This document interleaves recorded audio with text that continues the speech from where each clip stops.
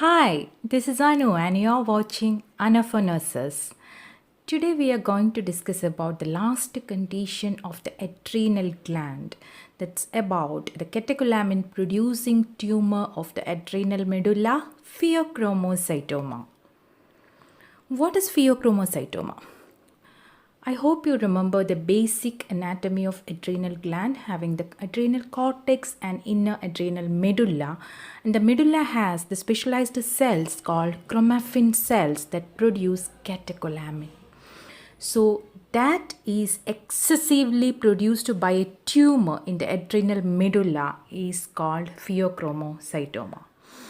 So these chromaffin cells will be producing a lot of catecholamine than usual. And what does this catecholamines do?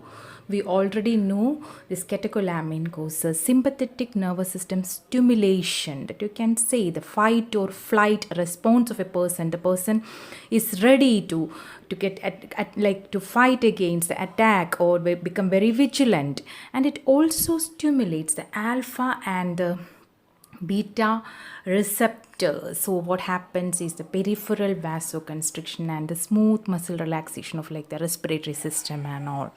So mainly BP goes high. That's the main effect of this, and you can call this a malignant hypertension. So that is the main important thing to be remembered whenever you remember about pheochromocytoma. First thing to remember is hypertension, and that too very high hypertension. So there is something called a rule of 10 in this pheochromocytoma. That means 10% of something is seen in this adrenal, that is the familial chance of getting it is 10%. Extra adrenal occurrence is 10%.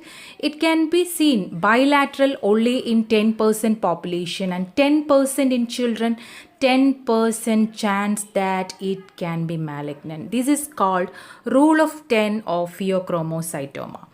And the classic triad of symptoms of this is very important. Remember, it's all related to these hypertension or the BP and the sympathetic nervous system stimulation. So it's about pounding headache, palpitations and diaphoresis. Don't forget this is very important.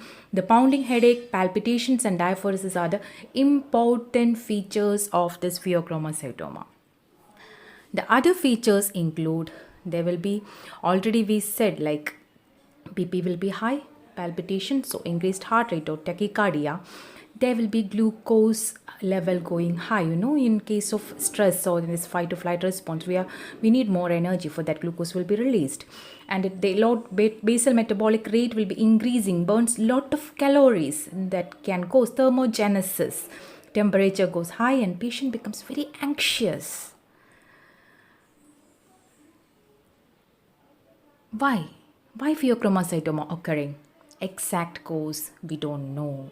Can be genetic, but we always say like idiopathic and all, and this is exactly the same in most of the tumors. This is the same.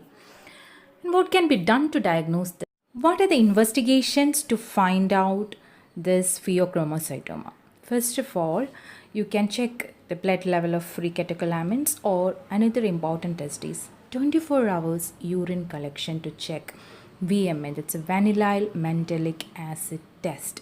That's very important test, and also free catecholamine level in the blood can be tested. You can also do CT or MRI to find out whether there is any tumor in the adrenal, or sometimes the tumor can be from the pituitary.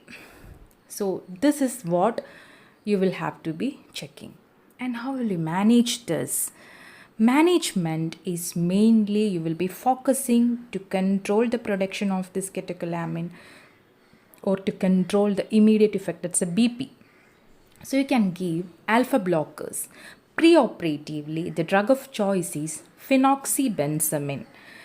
That's usually given preoperatively to control the hypertension and its effect, and Minipres is one of alpha blockers. Then you can do the surgery. Surgical removal will be done. Beta blockers to control the heart rates, And another important drug is metrorocin that will decrease catecholamine production, but this will be given only if surgery cannot be done for the patient or surgery is not possible for the patient. Then you can go for this metrorocin. If surgery is opted, then don't go for this. You can give phenoxybenzoin and then the surgery. That's about the management. Now, what the nurse will do? Mainly, when this much high BP, tachycardia palpitations, your first and foremost responsibility is to check the vital signs and to check is there any warning signs of that effects of hypertension to other important organs like kidney, heart, eyes and all. So any blurred vision or any urine output coming down, and you can check the renal function test reports and all. So that's very important. Then give a very cool environment. They'll be feeling very hot, like thermogenesis we have already seen. Diet, since a patient has this hypertension and all, you need to be concentrating on low salt diet and also avoid other stimulants that can again increase this BP. Then smoking and other stimulants need to be avoided. Lifelong hormone replacement is important after the surgical removal of this adrenal gland. That means adrenalectomy. This needs to be explained to the patient. There is no cure and all. This is all for the lifelong.